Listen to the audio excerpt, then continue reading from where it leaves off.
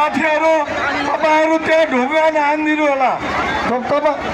आदरणीय साथीहरू, हामी प्रहरी दमनको विरोध गर्छौँ। सम्बन्धित निकायमा यसको हामी भर्सना गर्छौँ।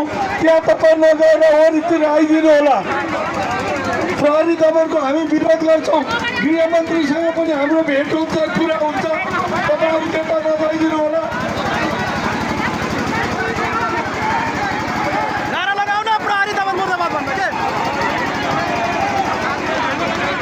शान्तपूर्वक भइरहेको सभामा दमन नगर्न साथीहरूलाई नछुन प्रहरी साथीहरूलाई म चेतावनी दिन चाहन्छु।